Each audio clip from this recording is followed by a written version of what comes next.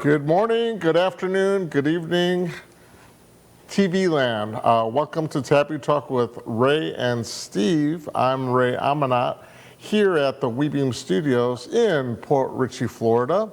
And joining me is my co-host, Mr. Steve Reed, from somewhere out in an undisclosed safe house in northern Texas, wearing a very blue shirt. How you doing? Very blue, but that's not how I feel today, Mr. Amanat, sir.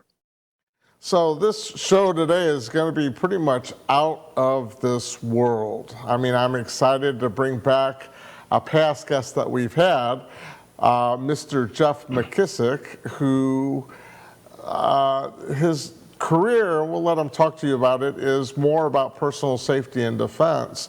But he's had a lifetime passion of studying the UFOs. And there was recent sightings Monday in San Diego about this. That's all over YouTube. So let's bring Jeff on. Jeff, welcome. Hello. Ray and Steve, how are you doing? Doing well, guys. So tell us a little bit about your interest of UFOs and how you got into it, or if you want to talk about all the sightings that happened on Monday. You can. Well, we'll do both. Okay. First of all, as far as interest goes, this was something that I remember when my dad took me to see Close Encounters of the Third Kind. But even prior to that, there was a book that came out in the 60s called Chariots of the Gods by Eric von Daniken that really put forth the whole ancient aliens theory. But it was a documentary, and my dad took me to that documentary. I remember it very vividly. He took me both to Chariots of the Gods when that documentary came out, and then he took me to Close Encounters of the Third Kind. And the interesting thing was my dad wasn't really into the whole issue and phenomena. He just thought it was interesting, and it was just something that was cool to see, and he took his son along to go see it with him. But it definitely stuck with me.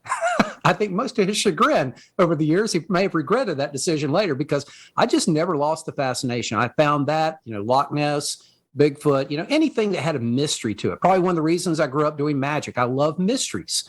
And that was certainly a mystery that was out there because of the two great questions facing humankind. Most people would agree. Number one is what happens when we die?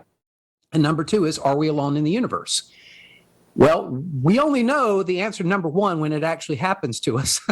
But number two, I think most people, according to most research that's out there today, 70% of at least Americans believe that we are not alone in the universe. In fact, I think about 40-50% believe that the government knows more than it's telling us as far as who or what has been visiting this planet for some period of time. And I'm not exchanging the hat I'm wearing because it's way too fashionable for a tinfoil hat, but I am saying that there are certainly things out there that call into question. I don't think I've ever missed an episode of Ancient Aliens, but not because I agree with everything on the show. I don't. But I do believe they ask some relevant questions. And I think it's those questions that should lead us as inquiring human beings to investigate this matter further. And certainly with what we've seen from both the military and Congress over the last year, they're taking it quite seriously. And here I am representing defense, and I don't think you can talk about defense and not look at this from a national level, because certainly this is where the military and Congress are taking it from. Could this even be a potential threat? Could this be a threat to our national security? I don't personally think so, but it's still a valid question, because if something is flying in and out of our restricted airspace with the impunity that these objects show, and there's nothing that our military can seemingly do to slow it down, stop it, or at least pull it to the side and issue it a citation, then certainly there should be pause for thought amongst all parties involved and bring in a lot more people from the scientific community, open up the books, even if it's open up the books to a select group of people who have the brain power to sit down and really cull through this from a scientific standpoint, and let's just figure out what's going on. And to the point of, depending upon when this show airs, just this past Monday, there was, and I'm hedging this because right now, when they first talked about these sightings in San Diego, the news reporters from several different stations said they reached out to Pendleton, they reached out to another military base, reached out to the Coast Guard, and all three were saying, hey, this is not us. And several, not more than several, over 100 or more witnesses that saw these lights over San Diego said they were up there for over an hour. And yet now the story coming out says These were military flares. Okay, I would love to see a military flare that hangs around in the sky for over an hour, as bright as these were. They never faded.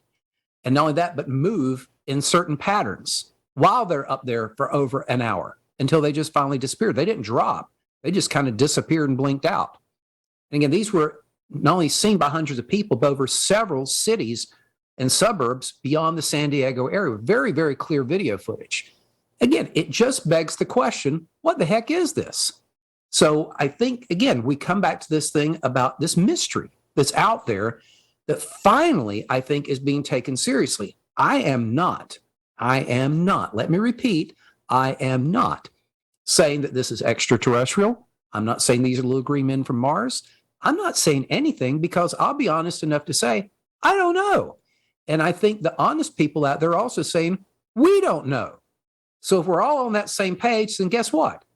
Let's put our heads together and figure out what the heck this is, because it behooves us not only as a species on this planet when something is obviously interacting with us, but even from that potential national defense level to say, okay, is this something that we should be concerned about? Yeah, all right, so Jeff, in your research, the year 2022 has come up and has come into your purview, your line or field of vision. Mm-hmm. What's significant about 2022 as opposed to 1975 or 86 or what's going on with 2022? This particular year is the 75th anniversary of what was nationally referred to as the Summer of the Saucers back in 1947. Now, most people will automatically say, oh, Roswell. And yes, that happened around July 5th to July 8th. So we're coming up on that 75th anniversary next week. But there were several other sightings. In fact, on June 4th, which was last Friday, 75th anniversary of when Kenneth Arnold was flying his biplane over Mount Rainier in Washington State and saw these skipping discs that he referred to as flying saucers. That's where that phrase first came into the public discourse. Was when Kenneth Arnold, a former pilot, or not a former pilot, but the actual pilot, saw these discs and reported them as flying saucers. And even before that, you had the case in McMinnville, Oregon, where at this farm of a husband and wife named Trent took this picture that was on Life magazine's cover that year, and that photo has still never been debunked. So these happen. In fact, during the course of 2 to 3 months, in 1947, over 850 reported sightings came in on these various UFOs. Now, keep in mind, there were no UFOs really on the public mind before 1947. So it's not like people were watching their social media feed. It's not like they had done CGI on YouTube. This wasn't even really in the public mind at that time. And yet over a 2 to 3 month period, you had over 850 cases that reported that came in about these objects that were up in the sky. So hence the name, the Summer of the Saucers. And in fact, I want to share something with you real quick here because I pulled this up. This was from, let me get to this correctly here because I love this quote. We think about this being such a modern phenomenon, especially with the military. But on September 23rd, 1947, an extraordinary letter titled AMC Opinion Concerning Flying Disc was signed by Lieutenant General Nathan F. Twining of the United States Air Materiel Command and sent to Air Force Brigadier General George Shulgin per his request to understand what was going on regarding reports of, quote, flying saucers. The extraordinary part was the conclusion that flying discs were, quote, something real and not visionary or fictitious, end quote, which mirrors what we heard the Pentagon say in its first report last summer. Along with that, in that same report was their objects probably approximating the shape of a disc of such appreciable size as to appear to be large as man-made aircraft. And also, the reported operating characteristics such as extreme rates of climb, maneuverability, particularly in roll, and motion, which must be considered evasive when sighted or contacted by friendly aircraft and radar, lend belief to the possibility that some of the objects are controlled either manually, automatically, or remotely. This was in 1947, before anyone ever thought of drones. So what seems to be today the common response, well, these are just drones. Well, back in the 70s and 80s, you might as well call it swamp gas. But this was going on in 1947. So you've got to take this in context, that this is not just something that's happening today that we can go, oh, yeah, it's just drones. It's just, no. Even if it were, how do you explain what was going on in the same skies with the same objects 75 years ago? You've got to put this in context. It's one thing I learned. I was in theology school at ORU years ago. Any text without a context is just a pretext. So we have to put these things into context historically in order to really appreciate their significance. But that letter from General Twining, I think, is amazing, considering he was saying the same thing 75 years ago that the Pentagon is now saying today. Jeff, you've mentioned Congress and our military a few times now. Yes. What is their current emphasis on this topic today? Well, the current emphasis is seemingly, and I got to watch how I phrase that, seemingly on being more transparent with what the government and military knows. If anyone happened to watch the hearings that happened last month with the House subcommittee, and so you had a lot of congressmen, and actually, to their credit, I was highly impressed with the intelligent questions that came from the Intelligence Committee. Actually, I'm really surprised, considering this was Congress. The fact that the Intelligence Committee actually showed some intelligence in the questions that they were asking these representatives of the Pentagon, the DOD. The answers they got were somewhat disappointing, and definitely you could tell were being very evasive in the way that they responded to certain questions. And there were numerous times they said, well, we need to discuss that in closed committee. So there were certainly things that came out in that closed session that we weren't privy to in the open session. And those who have attended some of those closed briefings, both for the Senate and Congress, have come away and saying, listen, there's more to this story. We need to be taking this seriously. And the fact that they got the good stuff that we haven't seen yet tells me when they're coming out with that kind of response, then we really, really should be paying attention. Can you share with our viewers what Project Blue Book is from the early 60s? Well, if you know anything about the whole UFO story, then you know about Project Blue Book. And there's been numerous TV shows and movies, even X-Files and all that referenced Project Blue Book. But this was the U.S. Air Force's official study into the UFO phenomena back in the 50s, 60s, I think it ended in 69. Most know that that was a whole whitewash. In fact, their lead scientist, J. Alfred Hynek, when he came out, so to speak, after all was said and done, he said he was basically brought on board to just debunk. They didn't care what he said, just get it off our table. Don't give this any more credence than the public needs. Just do whatever you got to do. And that's where he came up with the term swamp gas for a series of sightings up in Michigan. And everybody was like, are you kidding? This isn't swamp gas. People know the difference between swamp gas and an object that's staring at them from in a field.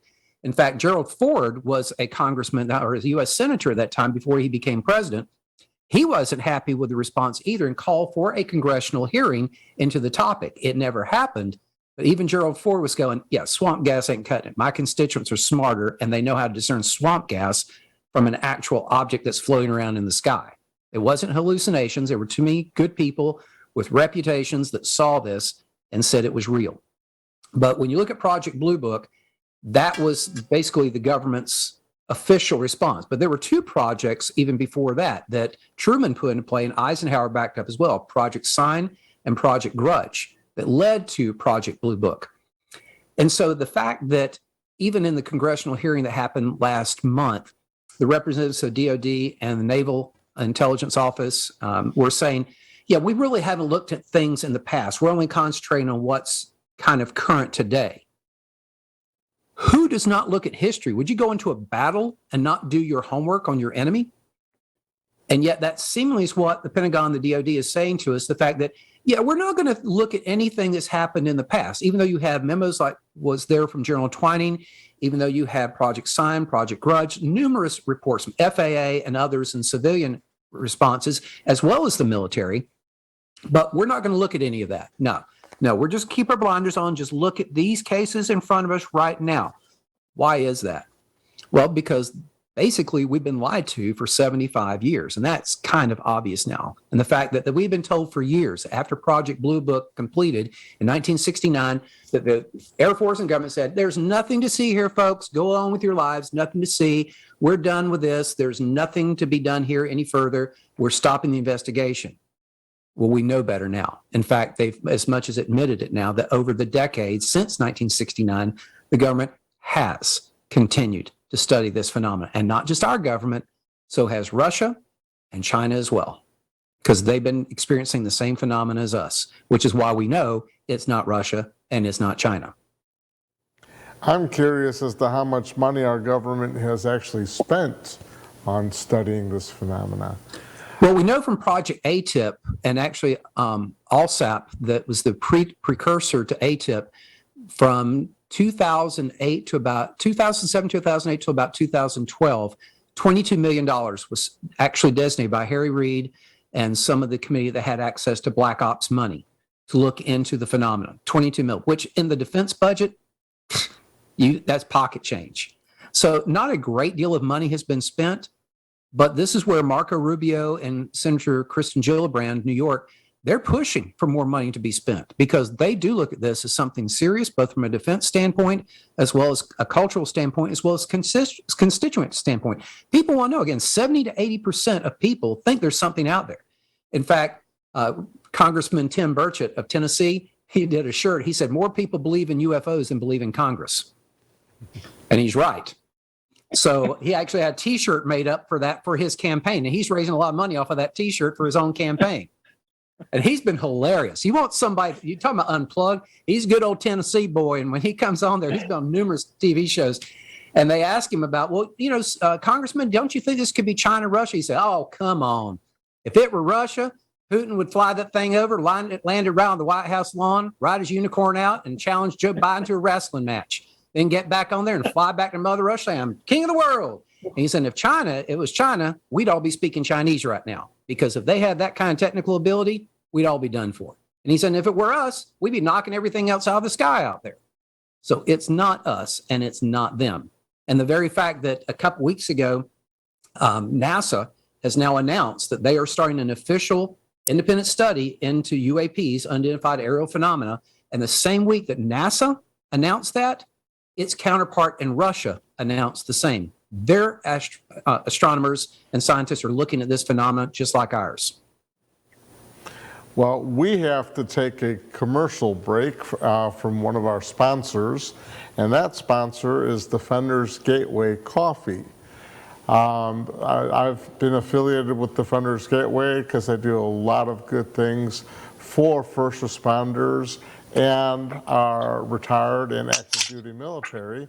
And what they have is a coffee that is that they're selling as a way to raise money to fund a lot of the nonprofits that support first responders and military veterans.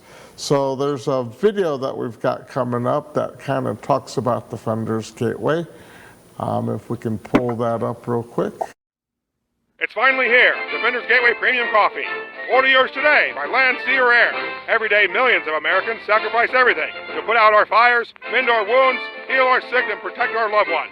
Now all Americans have been asked to heed the call to give back to the men and women who gave their all. And remember, folks, 60% of all proceeds of Defenders Gateway Coffee go directly to our defenders and their families. Order yours today at defendersgatewaycoffee.com.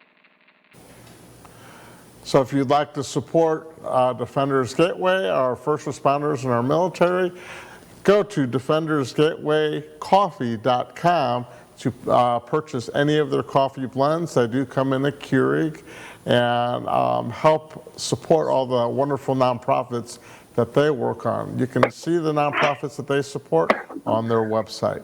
Steve, back to you. Yeah, Jeff, a question for you. Several years ago, I guess it was 3 or 4 years ago, President Trump, I'm sorry, I'll repeat myself, but President Trump initiated a program called Space Force. Yep.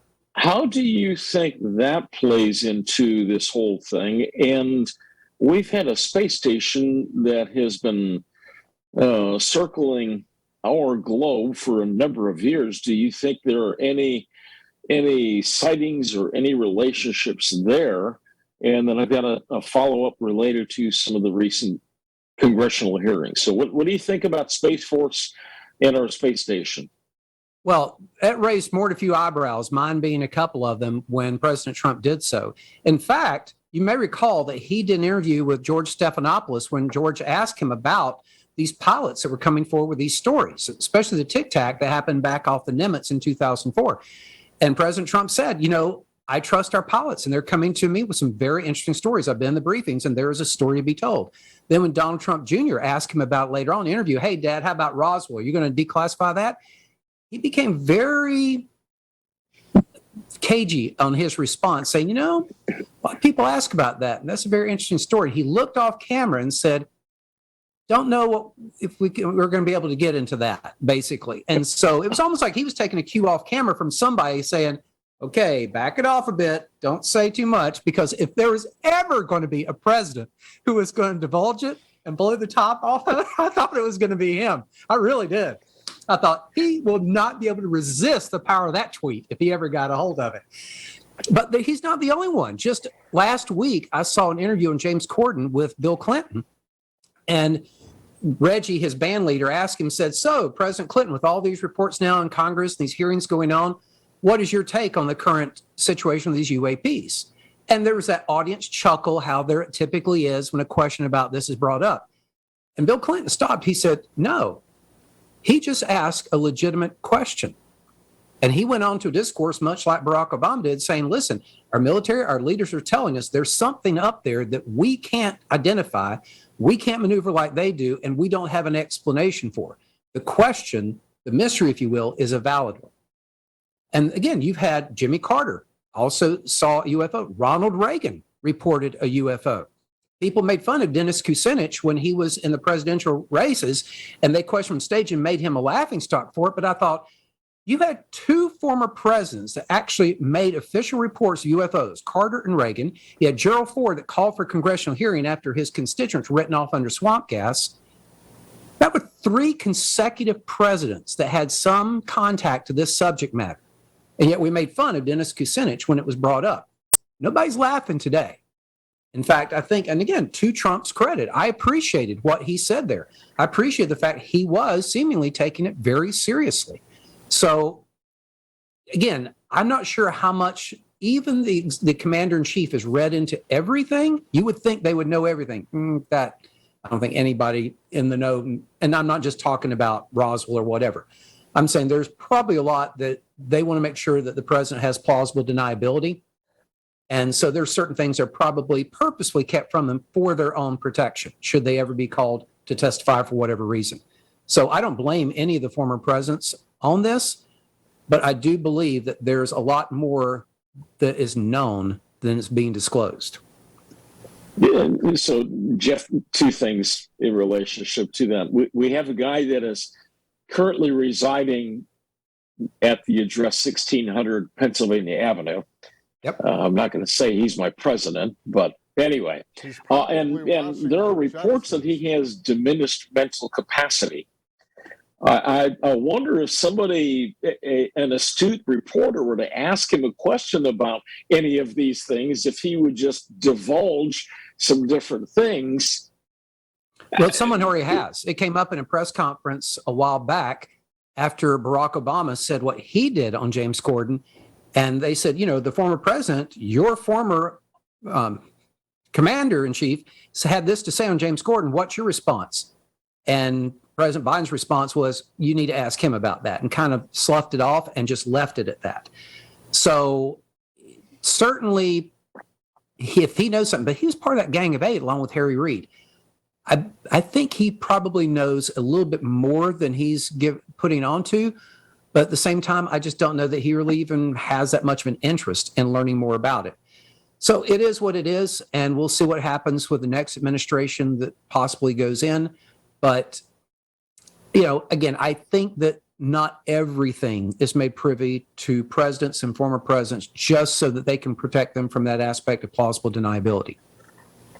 So what do you think is going to happen with Congress and their investigations? And do you think we're going to have more hearings? Do you think we're going to have hearings on what It's a happened matter of law. earlier in the week?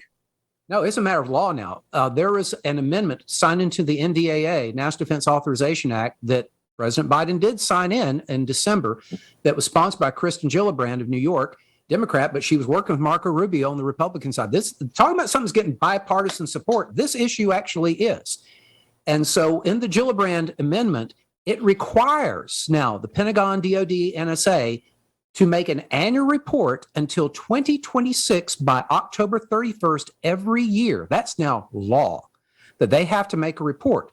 But now you've already had one congressional hearing that happened last month.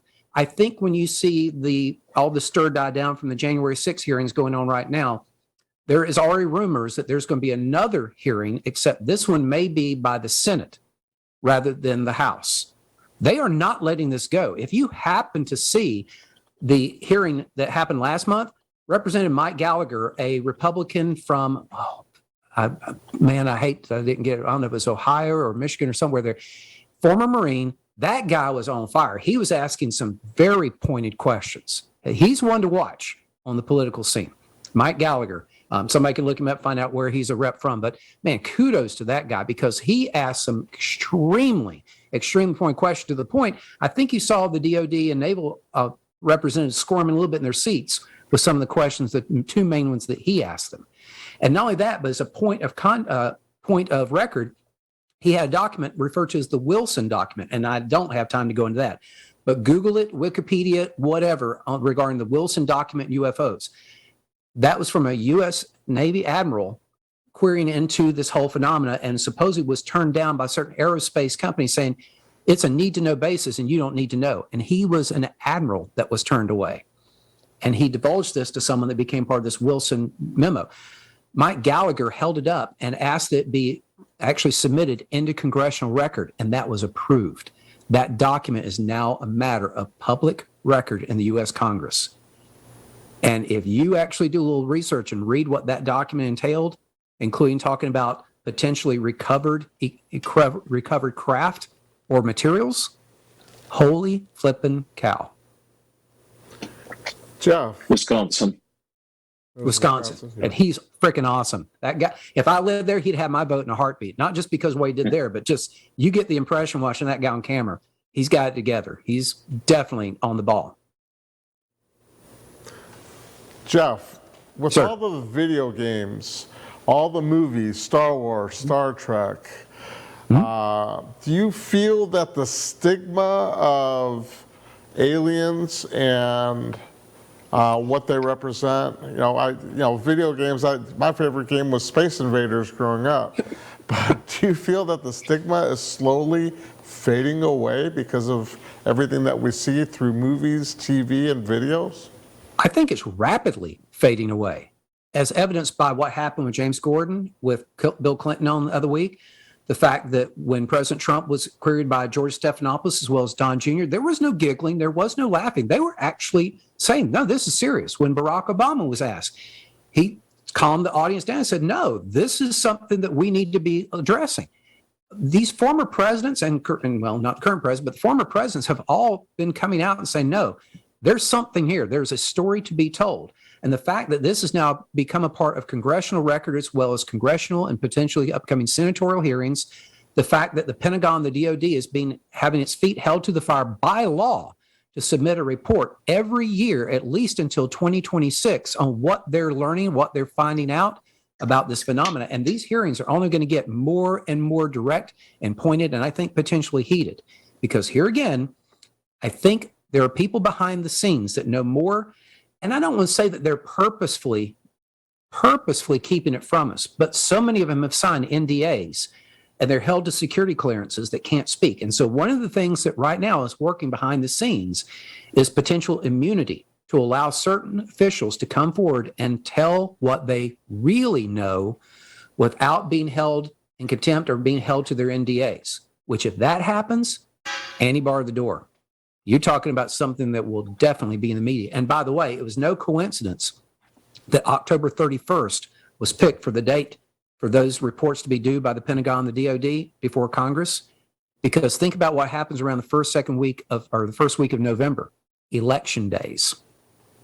So every year for the next 6 years that there's a midterm or a national election, just before the election day, we're going to have something in the news cycle that's going to remind us what's going on with this issue of UAPs, or what we would call UFOs. That wasn't by coincidence, I assure you.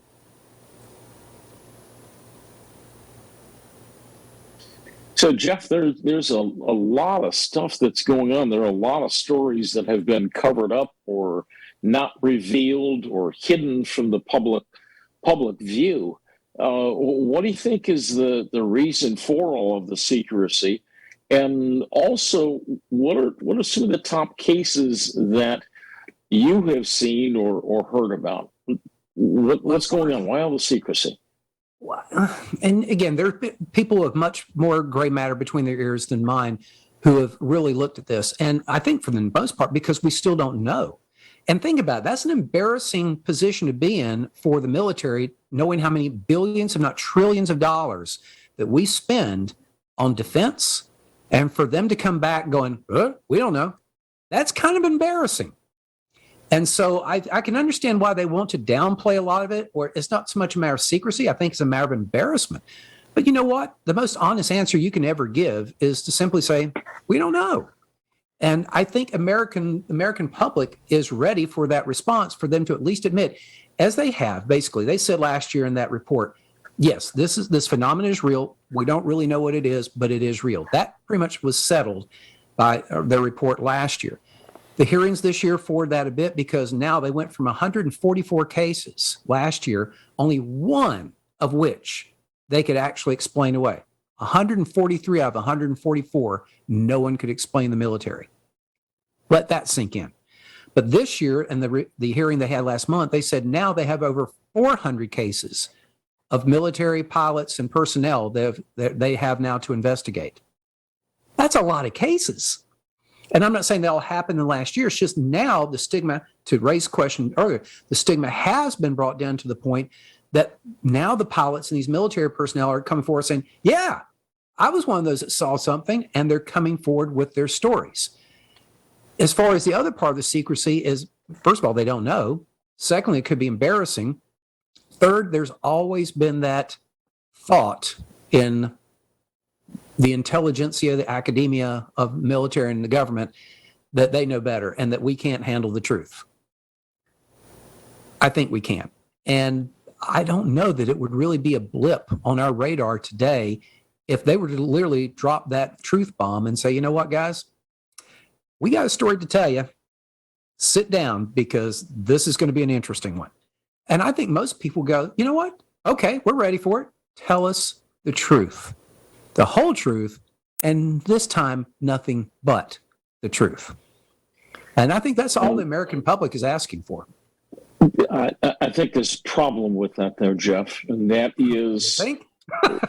well, I mean, there are several problems, but with the low approval rating from Congress and the president and so forth, nobody believes anything they are saying. So do you think the public will actually believe what they're saying? Or some general that comes out, I don't know, maybe one of the generals that left $80 billion worth of military equipment in Afghanistan when we ran tail and started hiding. But who's going to believe the people that are coming out with this information? And are those people going to be people that are credible people? They already have been. When you look at Commander Fravor of the Nimitz story, who was a Top Gun pilot and instructor that chased the Tic Tac back in 2004, I don't know that you could get much higher on the credibility scale than Commander Fravor. And then also Lieutenant Dietrich, who was his wingman, so to speak, in that whole fray. There were 4 highly trained pilots in that encounter. You had the story off on the East Coast with what they call the gimbal video and the go fast video, that you had Marine pilots and naval pilots over there. These are highly credible people. People may not trust Congress. They may not trust higher levels in the military, but you know who they do trust? The people actually wearing the uniform out there doing the job to protect us. Those people we still trust. And they're the ones who are telling their stories. But it's not just their stories. We have radar, we have telemetry, we have things underwater, because that's an ongoing theme that we're seeing more and more of. We have things going underwater, we have things in the sky, we got NASA now engaged. All these things now are starting to be corroborated on multiple levels through multiple different sensors, radars, and other things. So it's not just eyesight. As credible as these people are who are coming forward, there's actually all the other evidence. If you were to put this in court of law and try it in a criminal court, somebody would be going to jail by now. There's been that much evidence. But yet people are still questioning. And to your point, I think also the media has a role to play. But the one thing I'm happy to see, it's the Late Show with James Corden and others, but I've even seen these local shows, like even San Diego, the reporting there. Nobody's doing the giggle thing anymore. I'm hearing less X-Files music playing in the background to throw it off and try to make it light of it. The people are taking this seriously, and they're holding the media and they're holding these representatives, these leaders to this well, saying, no, we're tired of you making fools of us. We're tired of you hiding things from us. Treat us like adults. And don't just throw this thing off because you've already admitted it's real. Now come forward the rest of what you know. We can handle it. Whatever it is. Understand that they probably don't have an answer, even to the point that we don't necessarily think it has to be extraterrestrial. There are different theories about what or who this could be. And it's not necessarily ET phoning home. So we need to keep the options open. This is why I don't say, when people say, oh, do you believe in UFOs? I said, well, all that means is unidentified flying object. That's all that means. UAP, unidentified aerial phenomena. Well, but do you believe they're extraterrestrial? I don't know. There are other options on the table. I don't know. And that's where we need to be as a starting point, so that we can let the data lead us to what the truth really is. And Jeff, not to take us off subject, but we do have to take another real quick commercial break. But Sure. This fits in perfectly, because you're talking about things that are potentially out of this world. I've got something that's out of this world as well. And it's the X39 patch from LifeWave. Now, this little wafer-thin patch actually reflects your body heat, your infrared body heat or infrared light, from your body back into your cells, and tells your stem cells, activates your stem cells, and tells them to go back to the work. And some of the results that people are feeling with this is rapid pain relief, better sleep, diminished wrinkles. People are actually having more energy. They're feeling better. They're accomplishing more things throughout the day.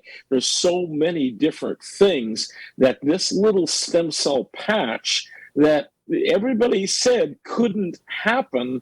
Well, founder of the company and scientist, chief scientist, David Schmidt, developed the technology. He's been researching this technology for over 20 years, and this came to fruition several years ago, and it is now available. So if you're dealing with pain, if you'd like better sleep, if you'd like that rapid pain relief, then maybe we should have that virtual cup of coffee. So reach out to me. Here's my contact information.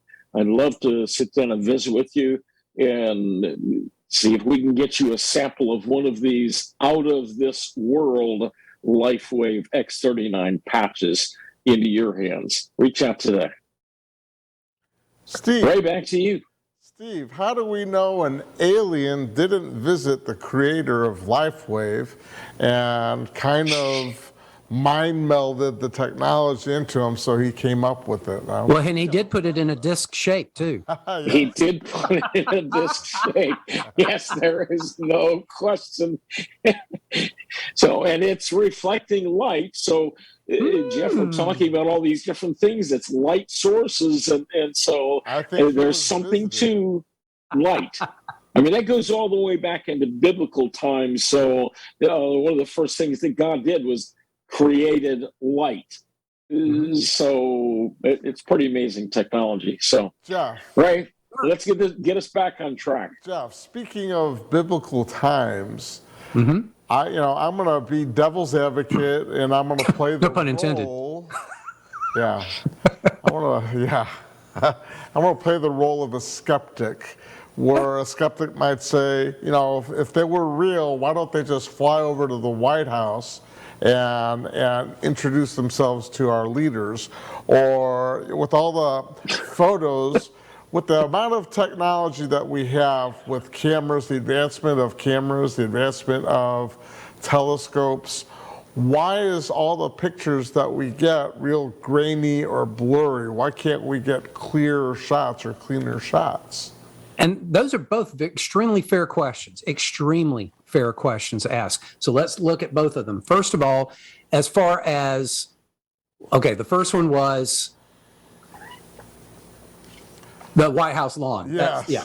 Okay. That one comes up a lot. Even buddies of mine I talk to, they're like, dude, come on. You know, and well, actually, it almost did happen. In 1953, you can do the research. It was national news for 2 weekends in a row that UFOs were seen literally over the White House in the most sensitive airspace in this country. 2 weekends in a row, seen by hundreds of people each weekend. These white orb discs were seen flying over. Jet fighters were scrambled. They could not catch up to them, let alone try to knock them out of the sky. So while they didn't land on the lawn, they did buzz the White House 2 weekends in a row. That was national news.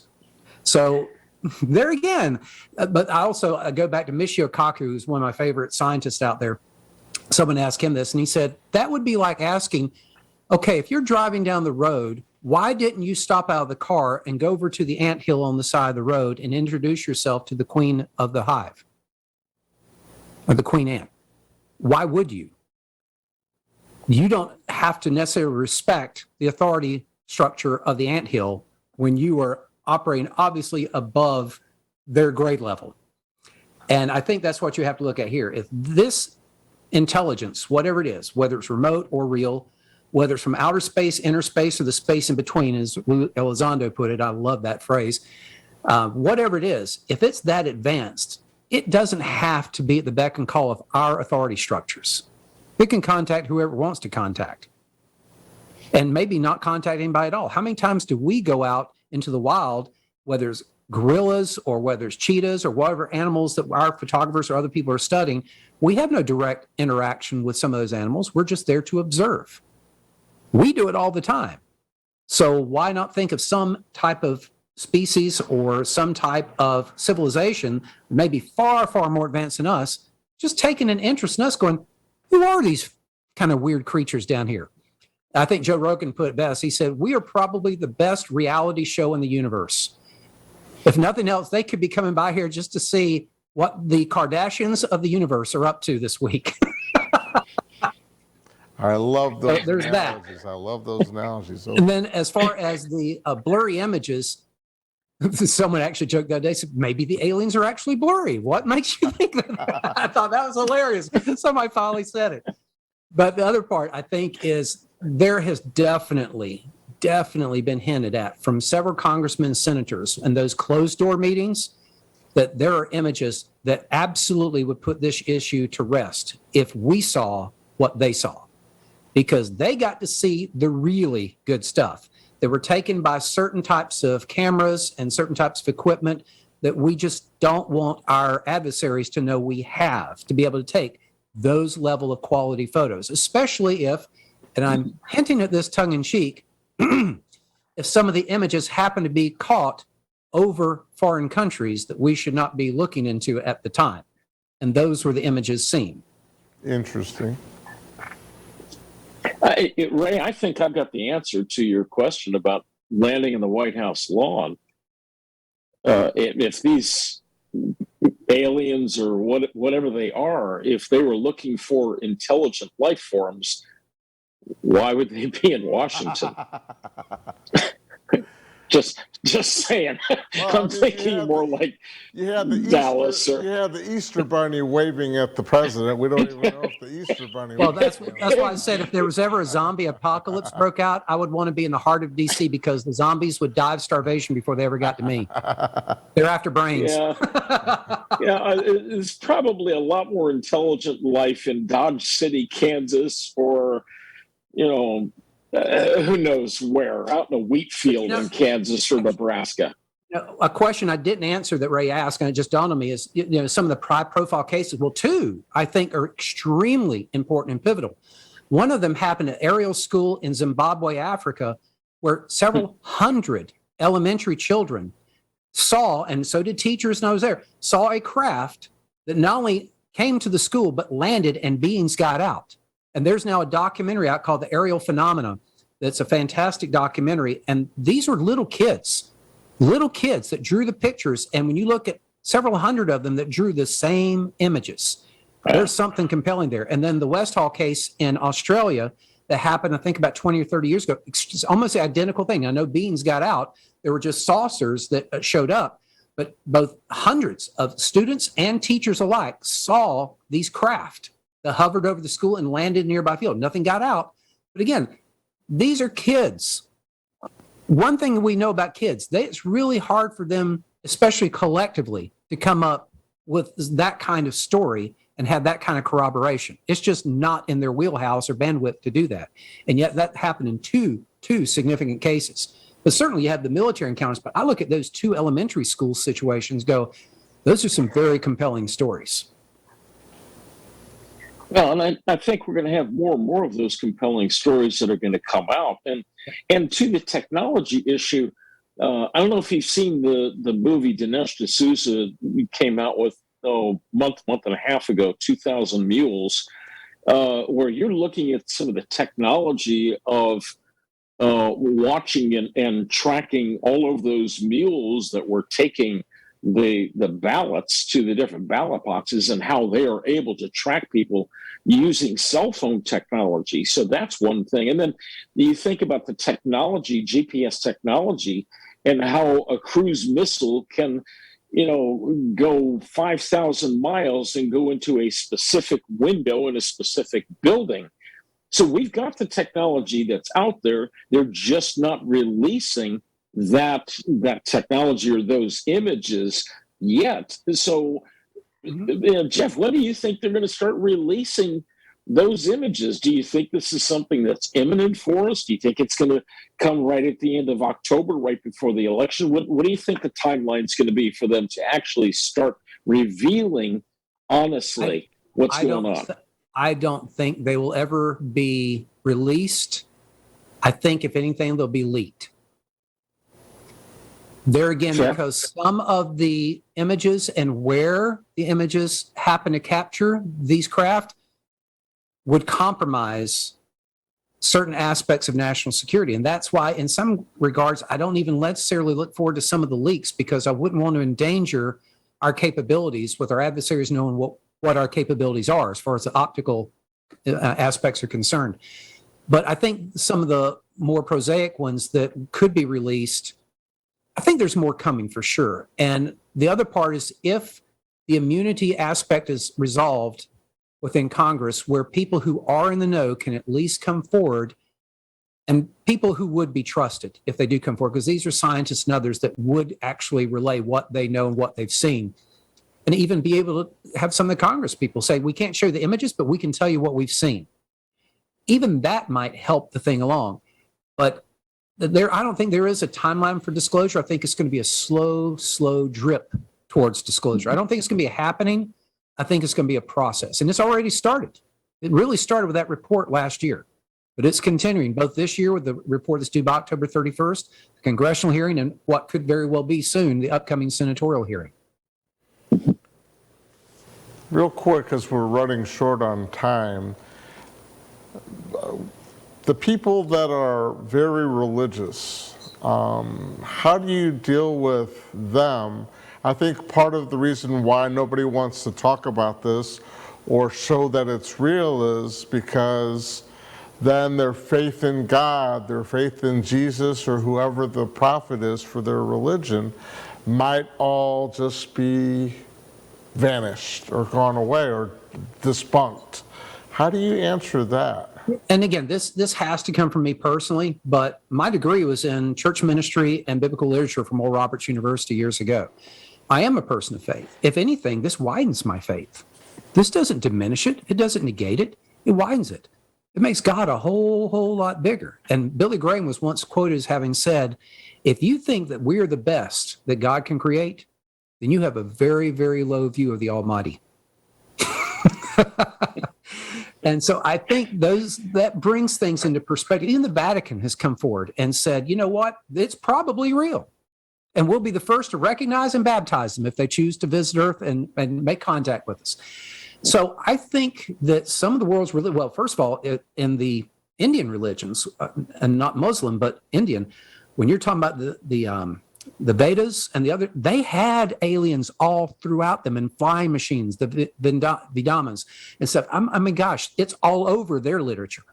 And certain other religions that are out there, they actually include as well. Certainly our native and both the Aboriginal and Native American religions talk about the star people and the Wajinas over with the Aborigines in Australia. The oral tradition has been there for years. So there are some religions that may be way ahead of us going, no, this doesn't do anything to our faith. If anything, it broadens it. And I think that should be the case here, that it shouldn't be a situation where we see as a challenge to faith, but if anything, an opportunity to actually embrace and enlarge our faith. Jeff, I would tend to agree with you in that. One of the things that a lot of people do is they try and put God into a box that's the size that they can comprehend. Yep. And they can't comprehend a God that's bigger than their box, okay? And so there is absolutely nothing from a scriptural perspective that says God only created earth. It says that he created the heavens and the earth, okay? But it doesn't say anything about another galaxy or another life form on another planet or another star or another. I mean, we don't know. We don't have the mental capacity to be able to absorb something other than what we can comprehend ourselves.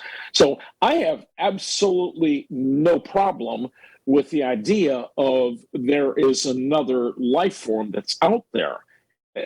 So the mission field just got bigger for me. Well, and people have asked me over the years, knowing I am a person of faith, and they say, well, so do you believe there are aliens? I said, that's the wrong thing, because belief indicates faith. I have faith in God. You have faith in belief. I said, in order to believe in God, you have to have faith. In order to let your mind mentally assume that there are other beings out in the universe, that just takes an open mind, because all you have to do is go out there at night and look in the stars and go, it can't just be us. It just can't. So while God requires faith, other life out there in the universe just to me requires an open mind. Yeah. Well, and we're discovering new things all the time. When you look at things, 20 years ago, somebody said, hey, we're going to be driving cars that are run on electricity. Or cars will be driving us. Yeah, exactly. So there are a lot of different things. Technology is changing so rapidly. So it just embrace that there is something bigger than where we are today. I'm starting to read and hear some things about, we don't have time to go into this, but other technologies that are great healing tools that are on the horizon, not too far away. So having a space alien or an extraterrestrial or whatever, who am I to say no, it couldn't happen? Well, and again, beyond the extraterrestrial, there's now what's referred to as ultra-terrestrial. In other words, it could be something that's been living on this planet, cohabiting with us for eons that we just weren't privy to. And there's also potentially extra-dimensional. What is this? Something that's just popping into our reality? And if you're looking at biblical perspectives, angels, demons, whatever, that have the ability to kind of poke its head in, if you will, to our reality. There's so many other options on the table, and it could be a combination of all the above. If you happen to watch Secret of Skinwalker Ranch on History Channel, I highly recommend that show, because it's opening up people's perspectives to a lot of things that's being conducted by scientists, but they're starting to bang their head into that wall going, we can't explain this. We need to have that childlike approach to the phenomena and say, we don't know, but doggone it, we sure want to figure it out. That's, to me, the attitude we should all have, including our military, our Congress, and our scientists. Real quick, we only have 2 minutes left. What resources would you suggest for our viewers? Yeah, there's a couple of really good podcasts, not to mention yours, but but a couple of really good podcasts. One of them is called Need to Know, and you can actually, they have a website, needtoknow.today. But if you go Need to Know, it's done by Ross Coulthart, who's a former 60 Minutes investigative journalist over in Australia, and Bryce Zabel, who is a film producer, director over here in the U.S. Wonderful show where they cover these topics. There's also Lex Clips with Lex Friedman, who's a MIT engineer. You also have Kurt John Mungel's Theories of Everything, where he has phenomenal guests, not just UFO stuff, but all kinds of string theory, relativity, all those kind of type topics. Trying to think. That UFO podcast, that's the name of it, actually. All these guys are on YouTube. You can find them. But there's plenty of information out there. If you just start Googling or going into YouTube and put in UAP or UFO, you'll start to find some really, really cool podcasts. Just make yourself aware. Joe Rogan, obviously, just put Joe Rogan, UFO or UAP, and there'll be a lot of clips come up where he's addressed this topic as well. One with Bob Lazar that has, I think, like 33 million views so far. It's amazing. This is a popular topic with people, and it's become more so. Jeff, Steve, thanks for joining us, both of you, on today's show. Very interesting as always, and great to hear you as well. This show is also sponsored by Heroes in Action, which is a local nonprofit here in Port Richey dedicated to violence prevention education. If you would like more information on Heroes in Action, just go to heroesinaction.us and check it out and come by for a free class. That's all our time. We'll see you on our next show. Thank you for watching and have a great day.